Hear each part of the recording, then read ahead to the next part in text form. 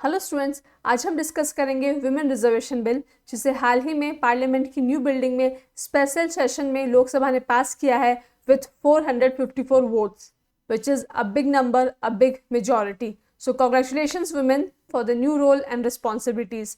आज के वीडियो में हम डिस्कस करेंगे what is this women reservation bill, इसके क्या क्या हाईलाइट्स और की पॉइंट्स हैं, क्या इसका प्रेजेंट डे स्टेटस है, इसे किस पॉइंट पर क्रिटिसाइज किया जा रहा है और फ्यूचर में क्या होने वाला है, what is the conclusion about this bill.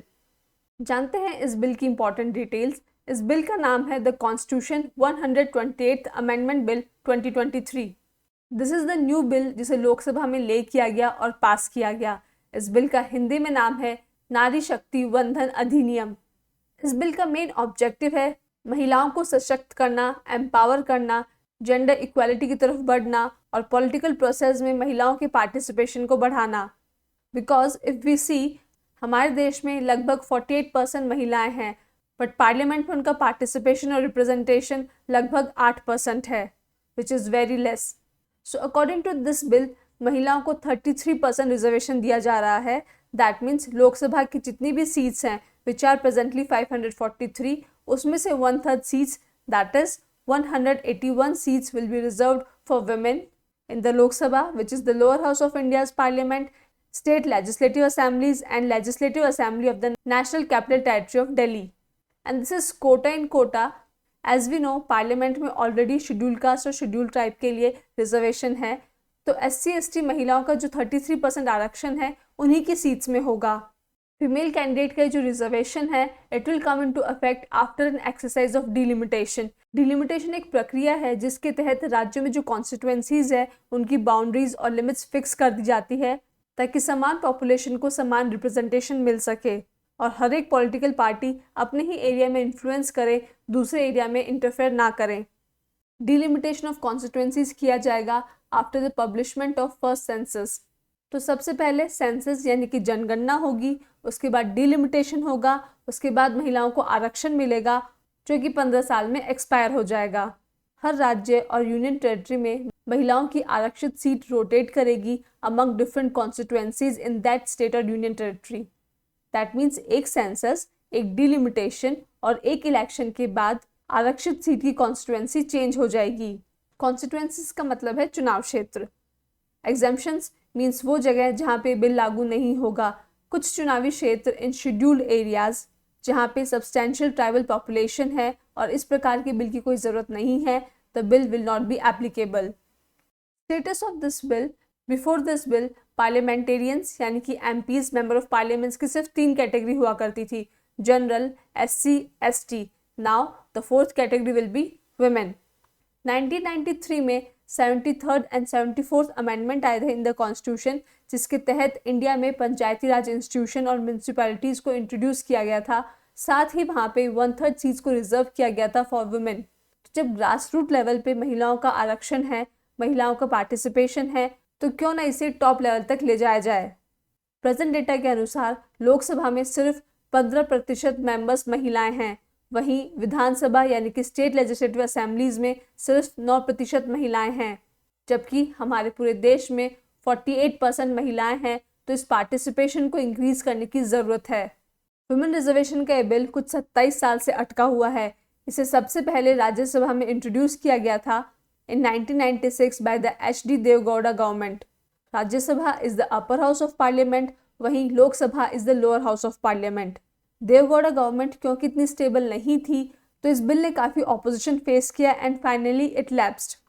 इसके बाद मार्च 2010 में राज्यसभा ने the constitution 108th amendment bill 2008 पास किया, बट इस लेजिस्लेशन को लोकसभा में नहीं लिया गया. और चूंकि लोकसभा सिर्फ 5 साल की होती है तो कोई भी बिल लोकसभा में सिर्फ 5 साल के लिए ही एग्जिस्ट कर सकता है, वहीं राज्यसभा एक कंटिन्यूस बॉडी है. दैट मीन्स ये बिल हमेशा के लिए राज्यसभा में एग्जिस्ट करता है. सो 2008 वॉज द ओल्ड बिल जो राज्यसभा में पास हो चुका था and it still exist with Rajya Sabha. और लोकसभा में जो रिसेंट बिल पास हुआ है दैट इज़ 2023. तो ये बिल लोकसभा में पास हो चुका है, अब ये राज्यसभा में जाएगा और उसके बाद फॉर प्रेसिडेंट्स अप्रूवल. इस बिल को अप्रूव होने के लिए दोनों ही राज्यसभा और लोकसभा में 2/3 मेजॉरिटी चाहिए और 50% स्टेट्स को भी एग्री करना होगा, तभी ये बिल पास होगा. बिल पास होने के बाद ज़रूरत है उसके इम्प्लीमेंटेशन की। उसके पीछे भी दो बड़ी प्रॉब्लम है। पहला है डिलिमिटेशन ऑफ द कॉन्स्टिट्यूएंसी, जिसे 2021 सेंसस के बाद हो जाना था, बट 2021 सेंसस अभी तक ड्यू है और मोस्ट प्रोबेबली 2024 इलेक्शंस के बाद होगा।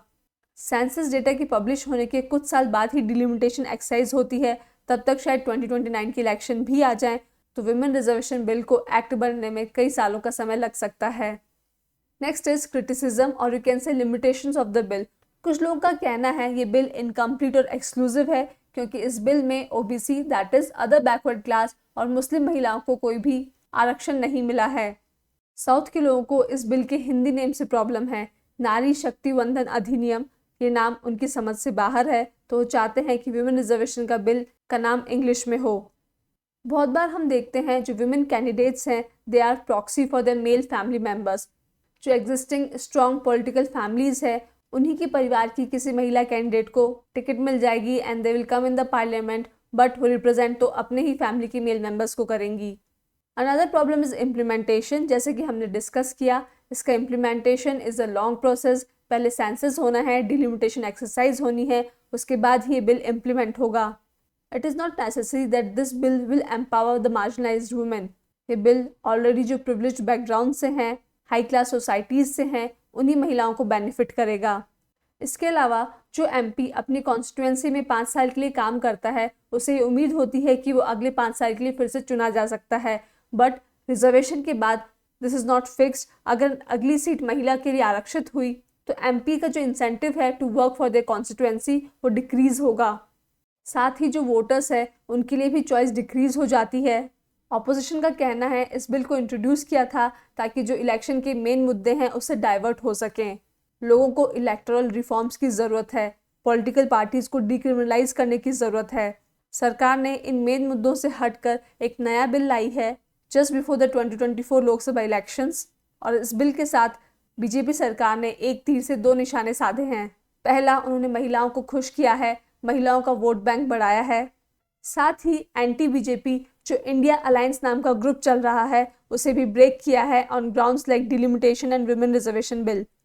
कंक्लूजन, बड़ी मुश्किलों और मुद्दत के बाद ये विमेन रिजर्वेशन बिल लोकसभा में पास हुआ है। इसने काफ़ी हर्डल्स फेस किए हैं, 27 साल का डिले देखा है, बट फाइनली ये बिल लोकसभा में पास हो चुका है। एक बिल राज्यसभा में भी पास हो चुका है। आने वाले फ्यूचर में तो ये तो तय है कि महिलाओं को पार्लियामेंट में आरक्षण मिलना है, विधानसभा और लोकसभा में उनका पार्टिसिपेशन बढ़ेगा और महिलाओं का ज़्यादा रिप्रेजेंटेशन हमारे rules regulation law making bodies को ज़्यादा इंक्लूसिव बनाएगा। वो ज़्यादा इंक्लूसिव पॉलिसीज़ बनाएंगी जो कि विमेन रिलेटेड इश्यूज़ पे भी फोकस करेगी।